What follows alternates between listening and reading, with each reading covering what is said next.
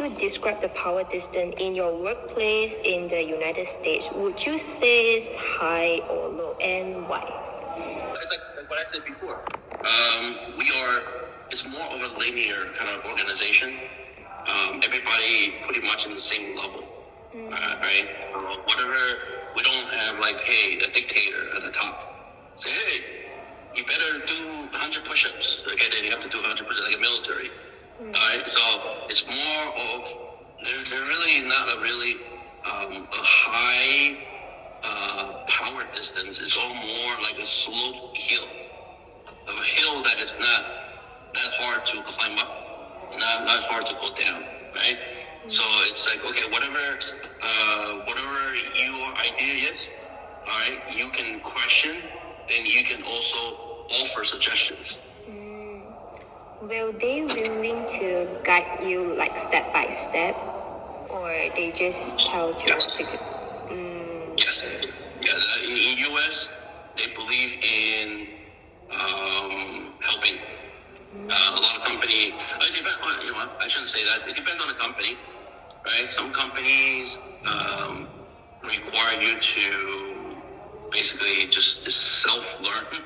But my company, we have all these programs that help the workers, so that could guide them and help them. So. I see. So for power distance, like you as an employee, so if you are sick and you need to take leave, or if your boss asks you to do the work overtime, like OT, how would you handle the situation? Like if he say no, and how would you express your true feeling directly to your boss? Okay.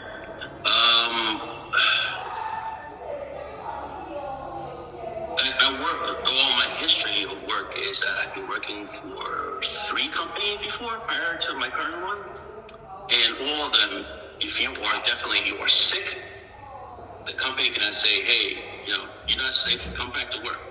They can't, because health and mental being is very important to the company, right? So if you're sick, you're sick. You can't do anything about it. But what happens if you're sick a long time, then there might be some things that you need to show, like if you're in the hospital for a week, right? You might need a doctor's a note and so forth, and then you submit it, it's fine. But the managers will never direct and ask you, like, hey, you're not sick, come back to work. Because in an employee, if you're sick, you're sick. They allow you to take a sick day, a mental break, and so forth. So that's a very, very standard thing in a big company. A smaller company, it might be a little bit different, because there's not a lot of people working on the same project.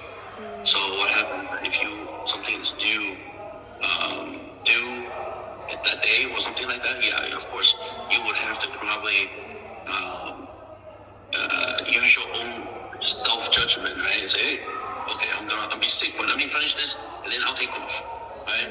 But a lot of companies say, if you're sick, they're okay with that. They would just call the client and say, hey, we had some delay, something happened, and then, we might have to delay 1 or 2 days for delivery. So in a company, and they respect clear communication. Just make sure you tell them that, hey, I'm sick. All right, not like last minute, maybe like a day before, and say, oh, I don't feel well, right? I don't feel well, I need to take a leave for a day, and they're okay with it. So for another situation, like what if your boss asks you to work overtime, like just because they want to finish the project earlier and submit earlier? Yeah, overtime situation is it depends on the project, right? If the project is a tight deadline, needs to be get done, they might ask you to do overtime, but they always compensate a lot of money, like maybe 2 times the amount of salary to work overtime. But they don't push the team to do overtime.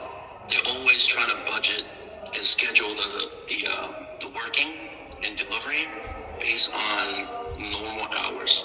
And And then if overtime is needed, maybe won't be much, like one extra day of overtime. But they don't recommend overtime. The companies that I've been working for, they really believe in employees' mental health and family and work environment separate. So they want you to go home certain time with your family. That is so different with Asia. Yes. Asia, it's like rush, get it done, no matter what. Yes. Yeah.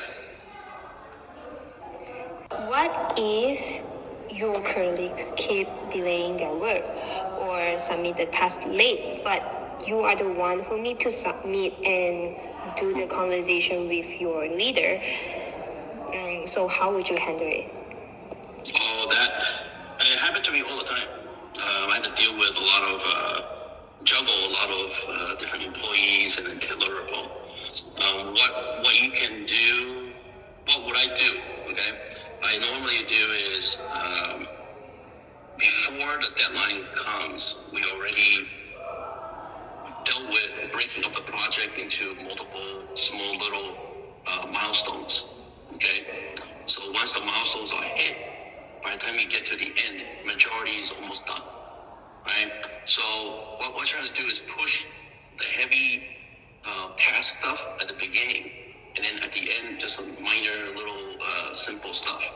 So if the client, if the employees keep pushing back, like, hey, I'm not done. I usually I listen to their feedback, right? And I look at what they have done in previous, and then if required to tell the client, like, hey, there's going to be a delay or two, I usually be open communication with the owner or the client, and we just say, hey, sir, I'm sorry, we might have to delay a day or two, and just very, very, very honest with the owner and the client on the, hey, there's definitely going to be delay due to unforeseen conditions or so forth, and then they'll be okay with that. It's not like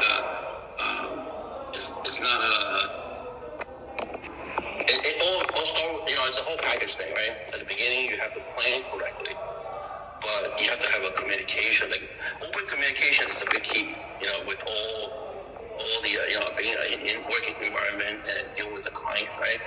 So if you have open communication, they will understand what's going on. Because I know that some people, they don't talk to the client that often, and at the end, where's my stuff? Is it done yet? But, you don't talk to them, and they realize that, you're supposed to deliver it. You didn't tell me anything. So you got to be open. And then at the beginning, kind of keep them updated, what's going on. And then that way they understand what's going on. And then you should be fine. So would it be like that they angry or keep rushing you, like the clients? Yeah.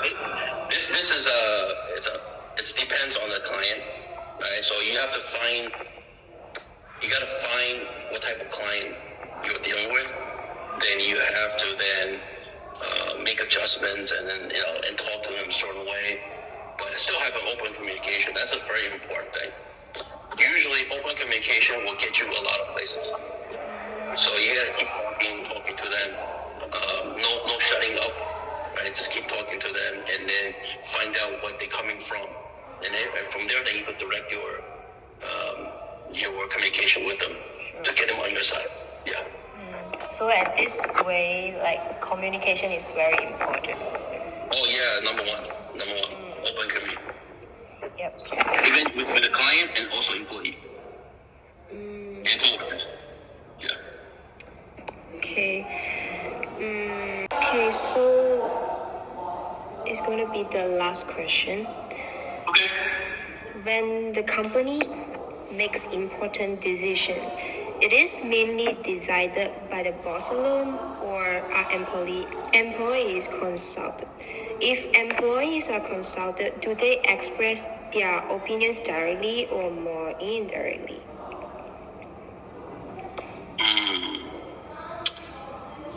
It depends on the item in discussion, right? If it relates to a company standard, of course, there's going to be something higher up. They would have to decide, like,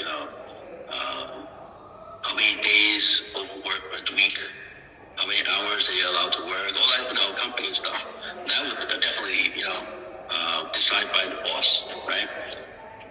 But if it's something with regarding a project, right? If regarding a project, there probably feedback needed with the employees. Like they would email out stuff for a communication meeting, and then get feedback from the employees. Then from there, then the company will make a decision based on the company feedback. I see. So what